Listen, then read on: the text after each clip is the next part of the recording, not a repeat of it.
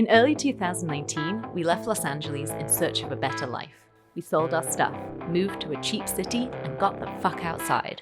At last. We knew we wanted to start a business that would support this whole new life, but we didn't know what it would look like or where it would take us. So we decided to document the whole process. We are the Artrepreneurs, and this is our story.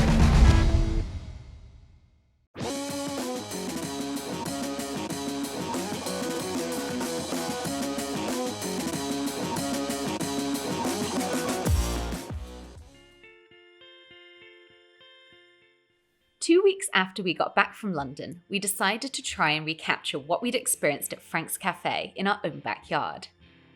We are in Pittsburgh to visit the Mattress Factory, which is an immersive installation-based art museum that we are going to go and try and find some dream space in.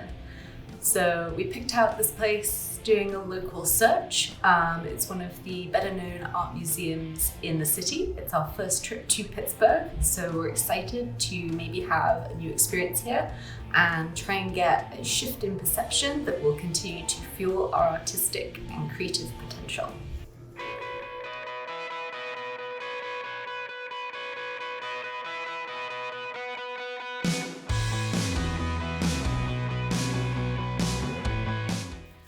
We are on the 4th floor of the Mattress Factory proper. We were told to come up here first, and the elevator has just opened into what feels like a small bedroom from the 1940s.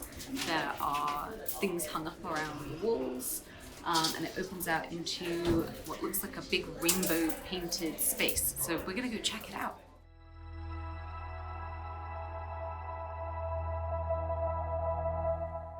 The 4th floor featured an installation by the collective Os Gêmeos, twin brothers Gustavo and Otavio Pandolfo from Sao Paulo, Brazil. The work featured family portraits, graffiti, and dream imagery. We were off to a good start.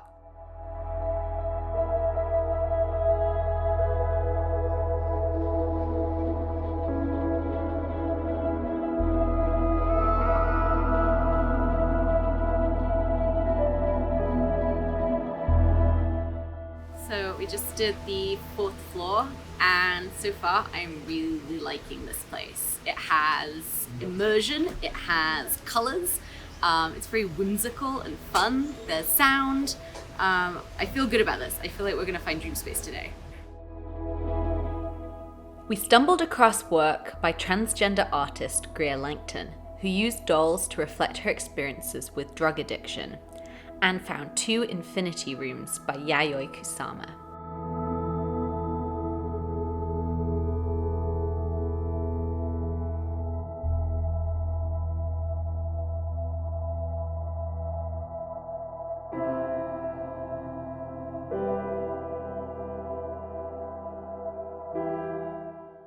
In the second building, we saw work by Christina A. West, hailing from Atlanta, Georgia, and we felt immersed by her strong use of color and loved her use of figures and cameras in the rooms that we explored.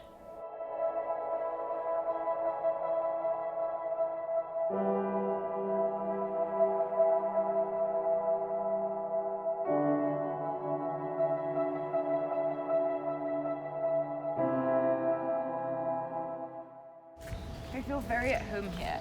When you think about all of these, we have very Victorian architecture inside, and I imagine buying one of these and just painting the whole thing black and then collaborating with the Mattress Factory to have open days.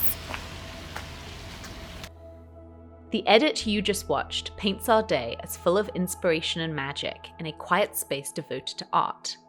But that's not the full story.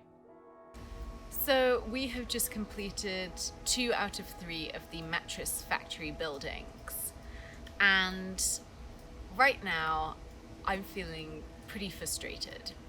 It's difficult to go into these spaces which are immersive and wonderful and inspiring, and to have every single room ruined by people who are shouting, people who are having very loud conversations, unfortunately children who are screaming, And people who don't understand, that you can only have so many people in a room at a time. They're kind of coming through the doors and interrupting. We went into 2 incredible exhibitions that were full of mirrors.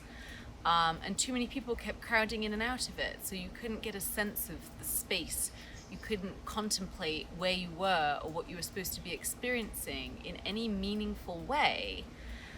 And this is the exact difficulty that we were having in London. And what made Frank's Cafe such a pivotal experience for us was that it was so spaced out, so quiet, so desolate, and it stood in such stark contrast to the hustle and bustle of, the Tate Britain and the History Museum.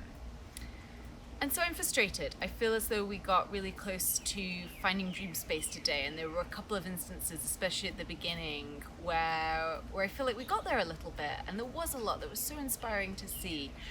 And then there were so many moments that were just ruined, and I just felt like I wanted to cry a little bit. It's so frustrating to have driven all this way.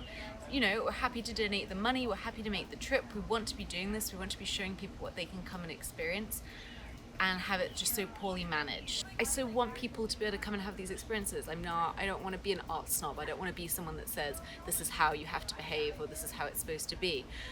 But I find it hard to imagine that the artists that have spent time designing and developing this work are happy with how this is going down right now. I can say for myself that if I had put time and effort into developing one of these installations, just to have it swamped by people who are being this loud and distracting, I would be really upset. So, just a lot to think about today. It's frustrating, but I'm trying to bear in mind that there's room for growth here, and if I'm experiencing this, other people are experiencing it. Mattress Factory, please manage your space better for your artists, for the people that have come to see the work, for the enjoyment and appreciation of art and culture in Pittsburgh.